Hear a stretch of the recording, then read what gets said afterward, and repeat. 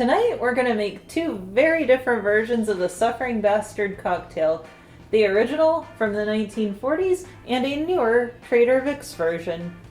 Let's take a look at the original Suffering Bastard recipe. It follows the Buck template, which means it incorporates ginger beer or ginger ale as the base. I'm using the recipe from the Smuggler's Cove book. Smuggler's Cove stays true to the original recipe. They're using gin and brandy. I've also seen recipes that use bourbon instead of brandy. The original recipe was created in Cairo in 1942 as a hangover remedy for British troops in World War II. If you have the Smuggler's Cove book, this recipe can be found on page 65. Let's get to it. I'm going to start out by adding a little bit of pebble ice to my tiki mug. The book says to put the ginger beer in first and then build the rest of the drink over it, which is not what I'm used to, but I think it's a fine idea. I'm not going to ignore something this book says. I highly recommend it. That's probably good. And then we'll build the rest in our shaker, shake it and pour it over. Half an ounce of lime juice. And the book says 1/4 of an ounce of demerara syrup, and they make a thicker syrup. And the syrup I have is a 1-to-1, so I'm going to use half an ounce. We're going to add 1 ounce of gin, and we're going to add 1 ounce of brandy.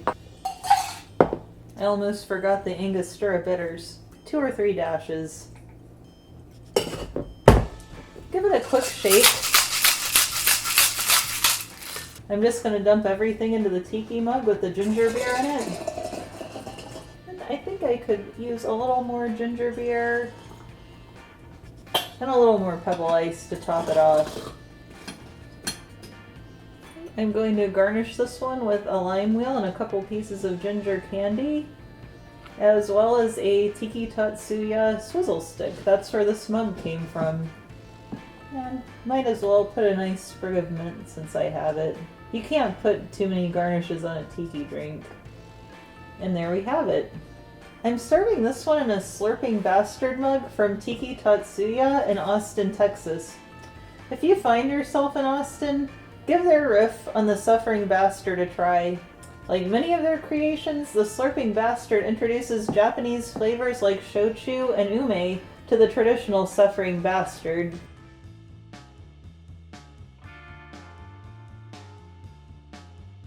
Okay, now let's make the Trader Vic's version.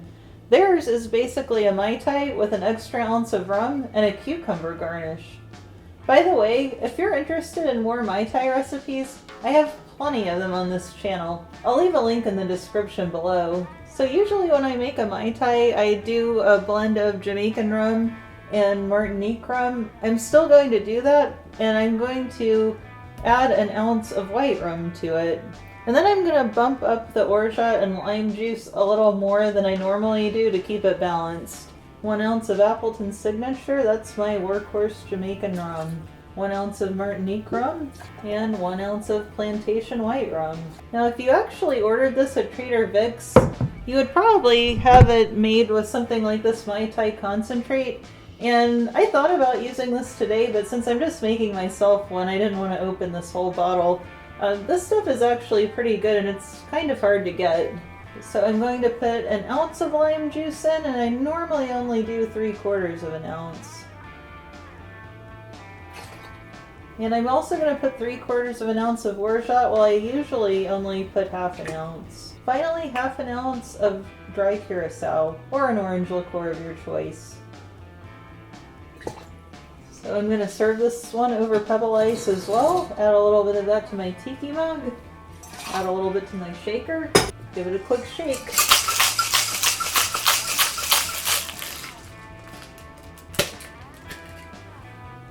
I'm also going to pour this one, ice and all.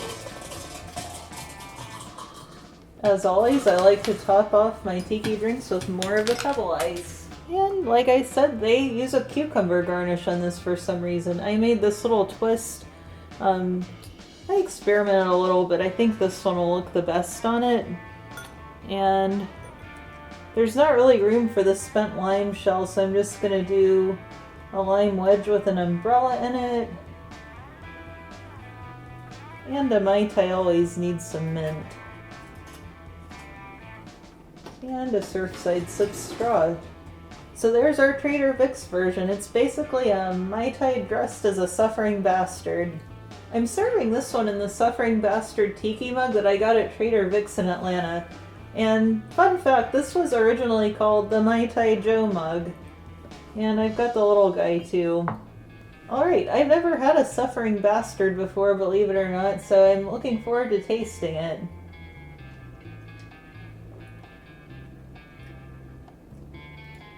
Yeah, it tastes like a really good spin on a mule.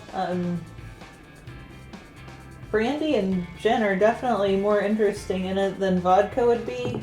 Bundaberg is one of my favorite types of ginger beer because it's nice and spicy. I highly recommend it in this, it holds up really well. And the Angostura bitters give it a little bit of extra spice as well. I've never had this one before either, but I think I can guess what it tastes like since it's so close to my usual Mai Tai recipe.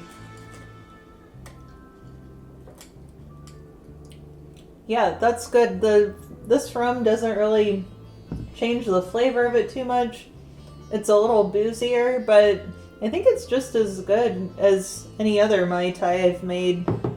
So I thought both of these were great. I love anything with ginger beer, especially a nice spicy one like Bundaberg. Cock and Bull is another good brand. And who in their right mind would turn their nose up at a Mai Tai with extra rum? Not me. Which one of these Suffering Bastards would you like to try? Let me know in the comments below. If you enjoyed this video, please consider subscribing and checking out my Tiki playlist linked below. See you next time. Cheers!